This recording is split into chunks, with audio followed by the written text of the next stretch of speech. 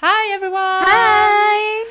Are you ready for a super quick round of tricks and tools for vocal effects? Today, each one of us is going to share the trick that worked best when learning each one of these vocal effects. This is going to be super fast, so get ready in 3, 2, 1. So when it comes to the first effect today, distortion, what helped me the most was pretending that I vomit. This is the sound that we need to produce. And the other thing that was a huge breakthrough was a random video that I found on the internet, a child that was scolding a dog. So what the child said was, "Don't ever poop in my bed again." So that ever, I was like, yeah, that's what I needed. And oh my god, I was so happy. It was just a random video that I found and it really helped me. But when it comes to the sound examples in a song, let's try it out. Living easy, living free. So what worked with me the best with distortion was actually to think that the back of my tongue should be higher up between the molars. And it helped me because usually I always pull it back because of the classical education that I had. So it really helps me to think that the back of the tongue is further up between the molars, and then also work a lot more in the support. So if you usually give like 40-50% of support energy on a note, then just give 80 when you add distortion to it. That's how it always should.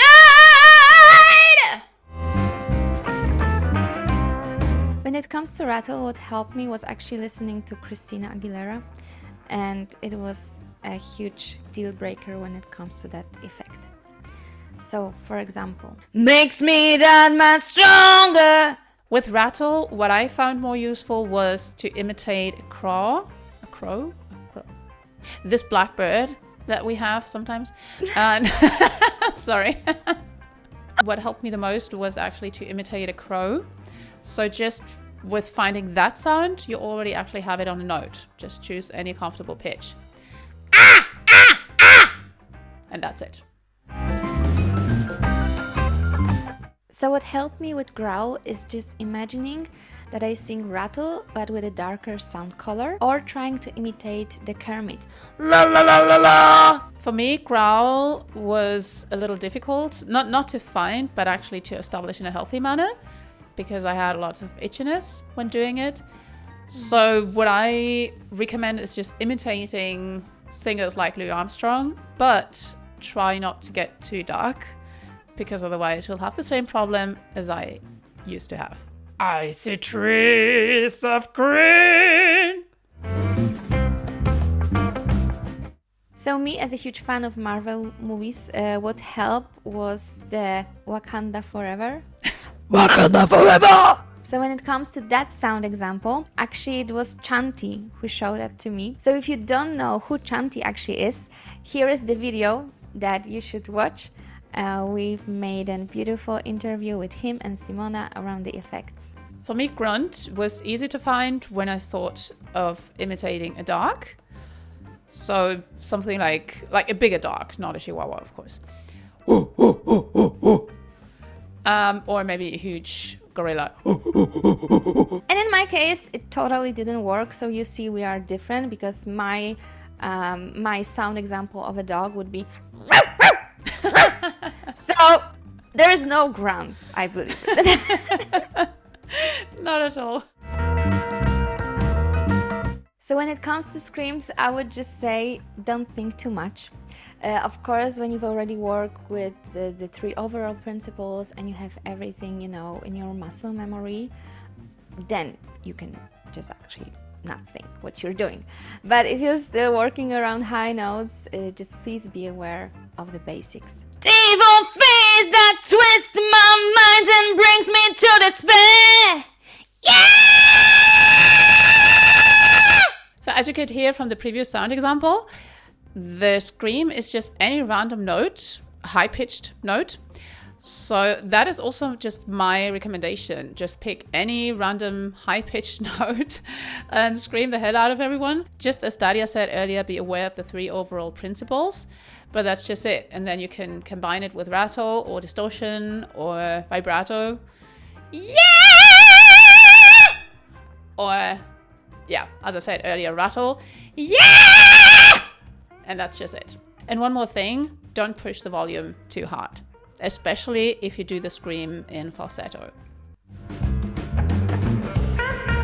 So the small trick that helped me to achieve the vocal breaks was just keeping the hands on my face while trying it out.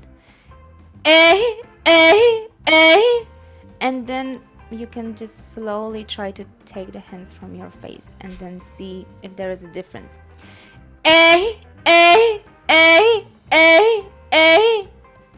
Or just being lazy, for example, Zombie, that song. Zombie, zombie, zombie, So for me, vocal breaks were easy to find when I was just singing on an E, as in C, and then gliding up in pitch. So you start on a comfortable pitch, E, and you just let go of the support. Don't do anything. As Daria said, be lazy. In music, I often hear intentional vocal breaks when it comes to R&B or even gospel sometimes. I pretty much like this Take 6 song called So Cool. So cool! Where they actually do the vocal break downwards. Cool! So when I was little girl, I was pretty annoying to my mom sometimes. And I was just, going and doing this kind of like a sound. And she was just like, stop, Daria, stop. And stop doing this. And, I didn't know that it will be actually very helpful on CVT studies. So, yeah, I feel like a winner here. Just to give you a quick musical example. Oh, baby, baby. For me, creaking was easy to find when I just thought of relaxing, especially the jaw, but in general, just like Daria said before, I think children do that a lot because it is relaxing for them for some reason. So just think of relaxing and letting go of the support a little bit again, not too much, but a little bit. And you can also just first speak with the noise, not sing or anything without finding any pitch, just speak. Hello, I'm speaking with creaking.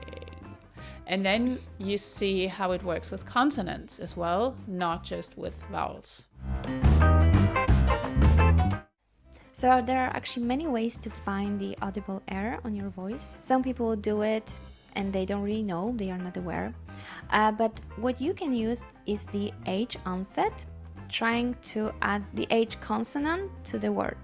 For example, Hey, house. Remember that you can only use that effect in neutral. It also works the other way around. If you want to get rid of the air, if you're using too much of that effect, you can just make sure that you're getting rid of the H onset. Yeah, what helped me to find audible air easily was to whisper. And I think that works for many people because it's something that we all do every now and then. So if I speak like this, and then I just add a little bit of tone to it, gradually, or I start singing, then it just comes more easily. The most important thing is what Daria said, don't push the volume, and of course don't push the air, even though you let it out a bit more, but don't push it. When it comes to vibrato, to be honest, I was not the master. So it wasn't something that I had naturally. So what I was just doing, jumping between notes, doing the intervals, practicing it in that way. So just like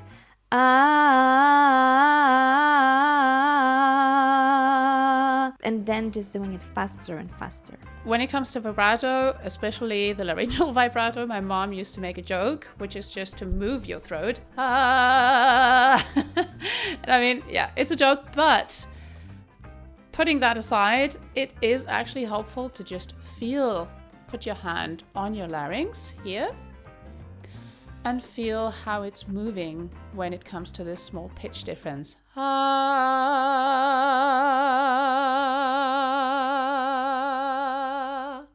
don't know if you can see it from here, but I can feel it moving, definitely. So with the ornamentation, what actually helped me was the hammer vibrato. This type of vibrato is very fast and it can help you to find the grit that you need underneath every note.